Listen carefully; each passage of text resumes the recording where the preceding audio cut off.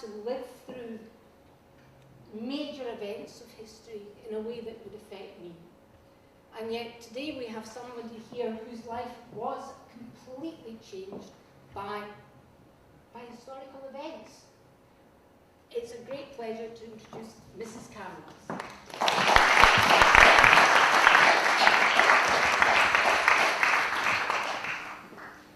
Hello everybody. Can you hear me okay? Yes. Well, living here in Glasgow, a perfectly normal life, it's very difficult to remember how my life was changed completely on the 1st of September 1939. Prior to that, I was an only child and an only grandchild of quite well-to-do middle-class people. My father was a solicitor. My mother had a cook and a maid and a governess for me, so she had a very pleasant life. And then suddenly, on the 1st of September, Germany invaded Poland, and our lives were totally disrupted. My mother was very much afraid of the Nazi invasion, and she would have really liked to sell her property, and she asked my grandfather would he sell his property, and we would come to Britain, where my aunt already was in Oxford. But my grandfather said, oh, we are old people, we've never had anything to do with politics, nothing will happen to us. And he was a landowner. He said, no matter what happens, the land will always be here for you. Well, how mistaken he was. Anyway, on the 1st of September, we were away in our holiday house, and we never went back to Krakow, which is where we lived. We just went east, running away from the Germans and the bombing. We went by train, we went by horse and cart. The German planes came really low down and strafed us so that we would jump out of the cart into and sort of hide in the woods and ditches to escape the bullets. But after many vicissitudes, we sort of got to the river Bug, B-U-G, you would say bug. We didn't realize that Ribbentrop and Molotov had signed a pact dividing Poland between them, so that Eastern Poland became part of Soviet Russia. We had to cross this river Bug in a little rowboat in the middle of the night. It was already illegal, and we found ourselves in Eastern Poland, which was now under the Red Army. And we got to a little town called Brody, which is now in the Ukraine. And we met up with my father there, because he thought he would take his parents out east as well. But they didn't want to leave their home. They were elderly and they felt this would be too much for them. So we lived in a little rented room in Brody, and I went to school. And the Russians didn't really like all this influx of refugees from Western Poland. So they got everybody to register. They wanted us to take a Soviet passport. Well, my parents were not going to become Soviet citizens, no way. So we registered to return back home. This was the winter of 1939-40. And although things were not good in Poland, but the Germans had not yet started their full offensive against the population the way they became later on. So we registered to go back home. Well, in Stalin's times, if you registered to go west, you were sent east. And by the time it was May, June, 3 o'clock in the morning, there was a knock on the door. And we were told to pack up our things and get onto this lorry. So we said, where are we going? Oh, you will find out. By this time I was 8 years old. We were taken to the railway station. There was a very, very long train, all cattle tracks. Thousands and thousands of people were brought to this train. Everybody who registered to go back to Western Poland was being packed into these trains, 50, 60 people in a train, in a wagon.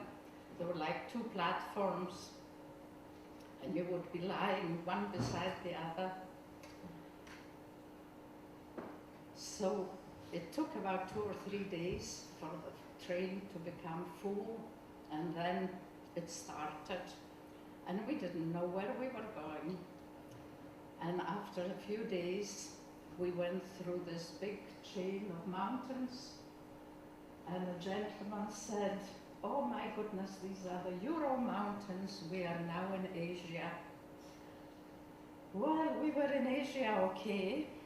We went on and on. The journey took about 2 weeks, and we were fed by bringing a bucket of soup and some black bread into the wagons. It was pretty horrific, and it was very hot. It was the beginning of June, and the cattle tracks only had small little windows up there, and this big door sort of was sliding up and down, and of course they locked this door with wire or something. Well, my aunt and uncle and my cousin were with us. And she had a very long poker. I don't know how she happened to have this long poker with her, but one gentleman went through the window with this long poker and managed to open the door so that we at least had some fresh air. So this pretty bad journey went on for about 2 weeks until we got to the last station. It was like Novosibirsk, Tomsk, and the last station was called Asino on the river Chulim, which is a tributary of the river Ob. There are 2 great big rivers in Siberia, Ob and Yenisei, and we were actually quite lucky to be near the river Ob and not be on the Yenisei, because the winter in Siberia, as you can imagine, is pretty horrific. And temperatures are -40, -45, even -50. But if you are beyond the Yenisei River, they go to -60, which is even worse. So we got off the train, thousands and thousands of people, beside this river Chulim, and a small boat was going up and down this river. So gradually we got into this boat, down about 200 kilometers, where there were 3 what used to be camps for political prisoners, but they had taken the political prisoners away and put all these women, children, men into these camps. There was a camp called Kitsa, Taiga, and Beregaevo. And we were put into barracks, and it was really a nightmare, because the barracks were infested with bed bugs, and that was quite horrible. And we were 4 families in 1 room. It was just so awful. It was awful for me, 8 years old, but for my mother, it was a nightmare. She had been brought up in quite different circumstances. But this was summer, so it wasn't so bad. The men were taken to work in the forest.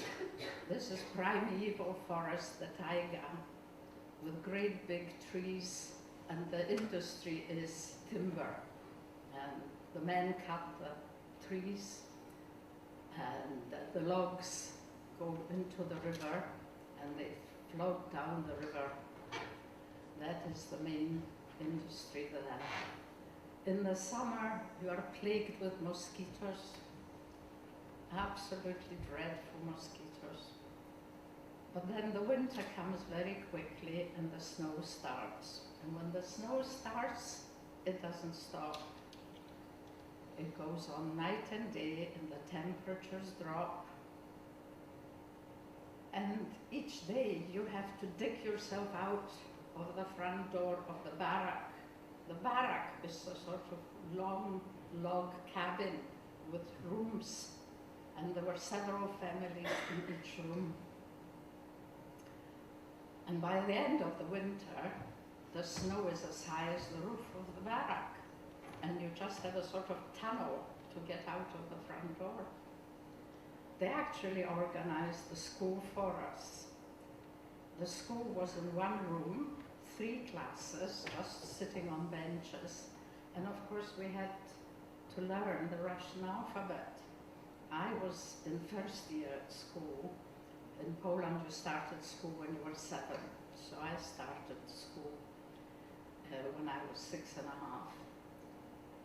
And then in the Ukraine, I was at school, supposed to be in the 2nd year, but in Russia you start school at 8. So the whole school was moved 1 down, so I was in first class again. And now in Siberia, well, there were only 3 classes, and of course you had to learn the Cyrillic alphabet, which is like the Greek alphabet. It's completely different from the European. So I was in first class, 3rd year. So I have good foundations. So things were pretty bad. Now in June of 1941, Germany attacked Russia. So from being enemies of the state, we became friends and allies.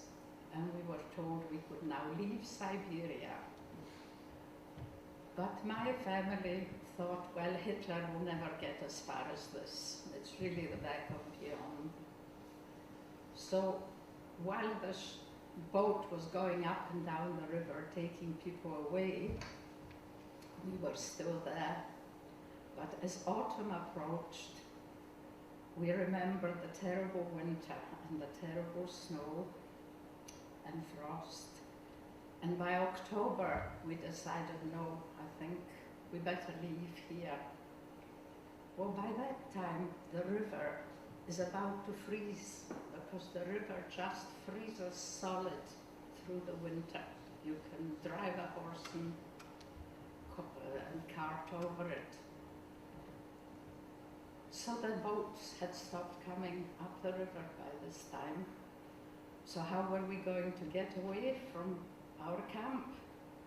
Well, the men got together, and from the logs in the river, they built rafts, and then they joined the small rafts into a great big raft.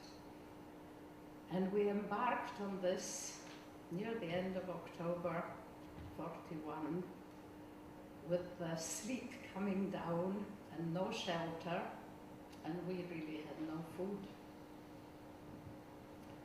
And we floated down that river to get to this railway station in Asino,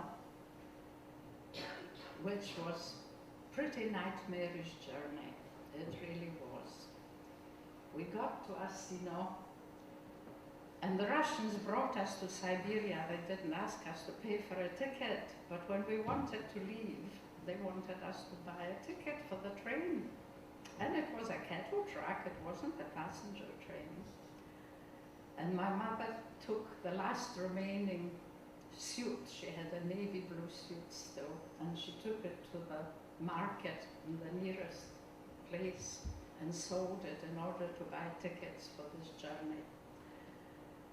And again, we were packed into these cattle trucks and pretty well starving the whole way. And we went down south to the Asian republics. And when we stopped in Kazakhstan, some people came to the train and said, it's very nice here. Almaty it was called. Why don't you get off here? But we stayed on until the train got to Bukhara in Uzbekistan, which was the last station. It didn't go any further. So we got off there.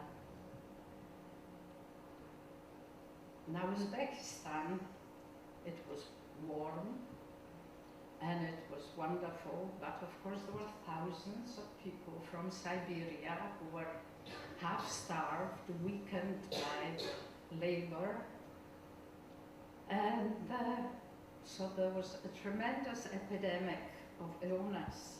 There was typhus, typhoid, dysentery. People died like flies. It was really a very, very bad time. And my father died, and my mother was taken to hospital also, ill with typhus, and I was 10 years old. So it was a difficult time. But luckily my mother survived, and then she became ill again with dysentery and nearly died again. And somehow, by a miracle, she recovered. But she couldn't feed me. She just didn't have anything to feed me with. So I was put in an orphanage. It was the Polish orphanage because there was a sort of Polish government organized in Moscow. There was a Polish government organized in London, and there was a sort of left-wing Polish government organized in Moscow. And the representatives were in the various towns. And by this time it was 1942, and they were organizing a Polish army in Russia with General Anders and General Sikorski. And so there were a lot of Polish people who had been in, well, not concentration camps, but they were labor camps, gulags, up north in the Arctic Circle in a place called Vorkuta. And these Polish people, now there was an amnesty and they were all allowed out. So they all came down to these Asian republics where they were organizing the Polish army. If my father had been alive and had been able to join the army, we could have got out through Iran, which was Persia at the time, to Palestine with the Polish forces. But my father was dead, so we had no choice, we had to stay. And my mother very bravely got a job as a cook. And she got a job in another orphanage as a cook and took me out of the orphanage where I was, which I really didn't like. And it was really her bravery and her enterprise that brought us to survive through this time. Now we were in Bukhara for 5 years. We did not get back to Poland until May of '46 when we were repatriated. And that's when we found that all our family had been exterminated by the Nazis. And it was a horrific homecoming because everything that we had owned had been nationalized by the communist government, and we literally had nothing and nobody. It's quite horrible to imagine, because all through the war I had this idea that we would come back and my grandparents would be there, aunts and uncles and cousins. It was a large family, and there was absolutely nobody left.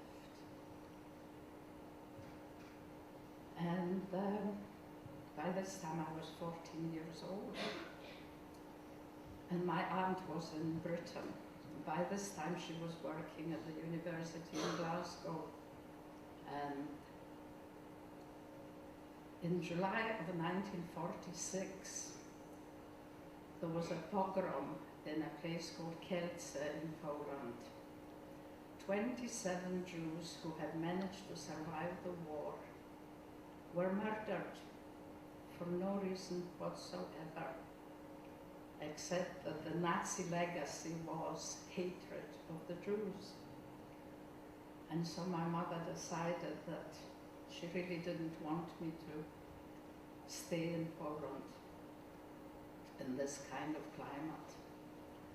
And we were in touch with my aunt in Glasgow, and so it was arranged I should come to Glasgow to my aunt. And so I was sent to Glasgow, and that's why I'm still here, 65 years later. So that's my story. During our time in Siberia, one day my mother decided to walk and visit friends in one of the other camps. We were this time in this camp, Veregaevo. And she walked through the taiga, through the forest, about 7-8 kilometers to visit these friends. And on her way back, it was early in the morning, still quite dark, and she's walking through this forest, and she came across a dead hare. Now, you know, a hare is a very large rabbit, and it was dead, lying on the path. And meat was very, very scarce, needless to say. She thought, this is wonderful, I'll be able to cook this hare. So she picked it up, and she was all of 4'10" and very thin at that time. And she's dragging this hare, which was quite large and heavy, when she became aware of a funny noise on one side of her and the other side of her in the middle of the forest. And when she stopped, the noise stopped. And when she started walking, the noise started again. And then she looked, and there were 2 pairs of eyes here, and there were 2 pairs of eyes there. And there were wolves. It was their hare that she had picked up. They had killed the hare, so heard her coming, so they ran away. And then there she was, dragging their prey away. Oh, she thought, no, she will carry on. But then, after a while, with 2 wolves on one side and 2 wolves on the other, she thought, no, she can't do it. She dropped the hare and ran. So we never got the hare. But she was very, very brave, very brave indeed. And she died just 2 years ago, aged 104. So having gone through all that, it was really quite remarkable. So, if you want to ask any questions. I think you can see why I began as I did. There are a few stories quite so amazing. I'm sure you've got lots of things to ask Mrs. Camrass, so any questions about any part of her experience? Yep. How long were you in Poland for again before you came back? Sorry, I can't quite. How long were you in Poland before you came to Glasgow? Well, once you came back. We arrived in Poland at the end of May 1946, and I came to Glasgow 26th of November 1946, so I was only in Poland for a few months, not very long at all. But by this time I spoke fluent Russian as well as Polish, because I went to school in Russia. They actually organized a Polish school in Bukhara for us. And, you know, books were very scarce, but our teachers were absolutely wonderful, because from memory they taught us ancient Greek history and about Roman Empire and they were really quite remarkable teachers. Thank you. Next question. Yeah. Ashley. Did you speak English when you came to Glasgow? No, I never spoke any English. No, I came to Britain and no, I only spoke Russian and Polish. And my aunt, working at the university, she lived in the West End, in Bars Road actually, and she asked her colleagues where she should send me. I was 14, nearly 15 by that time, and her colleagues sent their daughters to Laurel Bank, so I was sent to Laurel Bank. And I must say they were all terribly kind to me because they literally had to lead me by the hand from class to class. And the only thing I was really good at was mathematics, because geometry, algebra, trigonometry, you don't need a language. And that just seemed to work fine. So I was at school 3.5 years, because I left in 1950. And I'm glad to say I managed to get my hires. And I was learning French and English at the same time, had to learn 10 French words every night. I've still got the vocabulary book that I used. So I would learn 10 English words, 10 French words, and then my aunt would say to me, but do you know what it means? And of course I did not know what it means. She had to translate it into Polish for me. Luckily she knew French as well as English and Polish.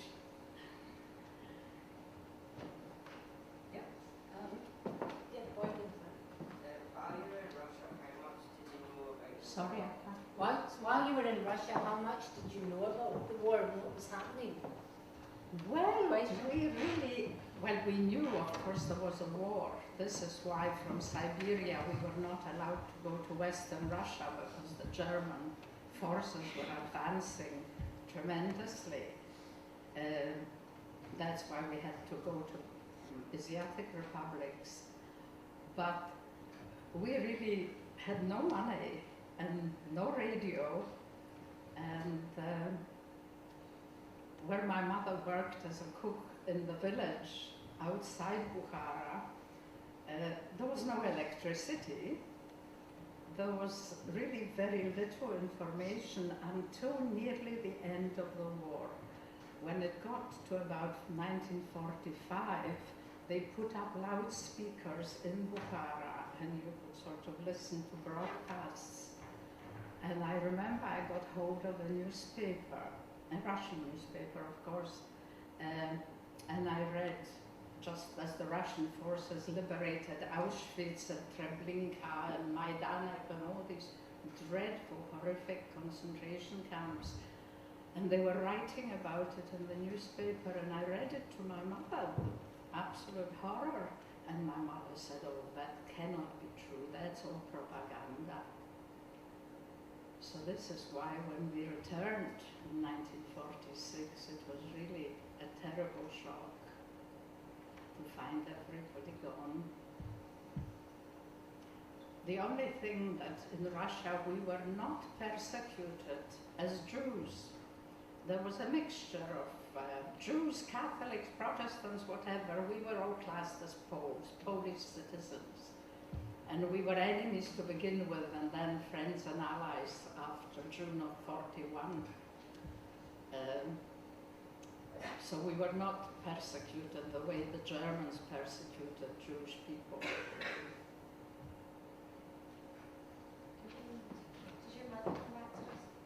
Did your mother come back to Britain? No, we returned to Poland. Of course, my father died in 1942. My mother had met another gentleman, also a lawyer, and so she remarried after we got back to Poland, and I was sent to my aunt, and my mother stayed in Poland. She did a course in beauty therapy and became a beautician. And then in 1951, she and my stepfather divorced, and she went to Israel and worked there as a beautician for many, many years. she came when I was having my children. I have 3 children, and she came to Glasgow when I was having my first 2 children when I was very young. But after that she used to come just for the summer months when it's very hot in Israel. She used to come. So she spoke 7 languages. She spoke Polish, German and French from childhood, and then she learned Russian, and she learned Yiddish, and then she learned Hebrew, and then when I got married and had children, she realized she had to speak English, so she learned English as well. But she worked till she was well in her 70s, and I didn't bring her to Glasgow to live with me until she was 85, when she was diagnosed with breast cancer, and she came to stay with us. But actually she lived 20 years after that, so it was really quite amazing. Amy? What did the women do in work camps? What did the women do in the work camps when the men were in the forest? Well, really it was either working in the forest or working in the sort of canteen and things like that. There was really no work for women as such. The canteen was pretty bad. The food was very scarce, and so really there was no special employment for women unless they wanted to go to the forest and work with the men cutting wood. Greg? Is there anyone that you met in Siberia that you've kept in touch with? Is there anybody you met in Siberia who you're still in touch with? No. No. No, the people who were in Siberia, they didn't really want to be friends with us, foreigners from Poland. They didn't want anything to do with us. They had been there for generations, and most of them had little small holdings, and things are now very different because of course the communist government fell and things are entirely different, but no, they didn't want anything to do with us, the Polish refugees. Any more questions? Were you held under guard on campus? Well, there were, it had been a political prisoners' place, so there were these watchtowers in the corners, but there was nowhere for us to run. These were women, children, older people. You had to go down 200 kilometers in a boat before you could get to any railway station. The taiga, the primeval forest, stands in a swamp, and when you walk through it, there are really paths made of logs that you walk along that, because otherwise you could sink into the swamp. It's not a place you could really run away from. It was quite a difficult place to get away. And how did you get back to Poland? How did you get back to Poland? When we were repatriated, they actually gave us trains, and you had to register, of course, and get documents, but they did give us trains and bring us back to Poland. They did do that, the Russians. But I mean, there were hundreds of thousands of people, hundreds and thousands of people. So, Were these trains like the cattle trains that brought you to Siberia? no, coming back, actually, we were in a passenger train, which was nice, made a difference. Yes, no, these were passenger trains. It was more civilized. Yes. And what happened to your aunts and cousins cousins who came to Siberia with you?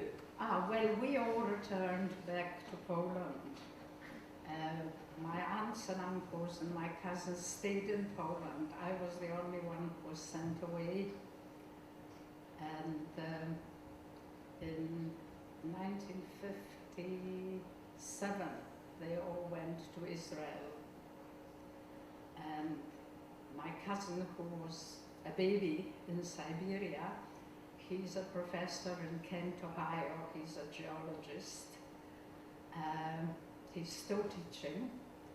And he made contact with a professor of geology in Tomsk University. So he actually, last May, returned to the camp where we had been. He flew to Moscow from America and then to Tomsk, and then went back to this place, Beregaevo, on the river Chulym. And when he got to this small place, there was one old lady who remembered the Polish people who had been sent there. But most people, of course, were much younger and didn't remember anything about it. Any more questions? Would you ever go back? Would you ever go back? No, I have no desire to go back.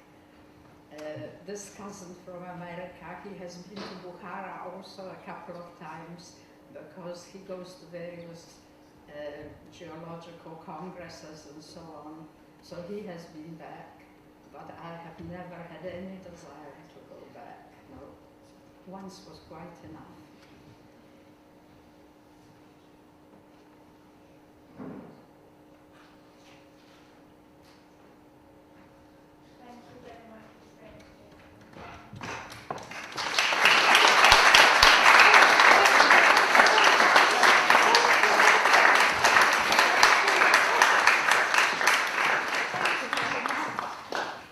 Well, I think we'll all agree that we've had a very enlightening and interesting morning, and I think we'll also agree that we're all very lucky here that we're not forced to live through such times. Another lucky thing for you is you'll be able to have lunch early. So off you go. Go to start the school.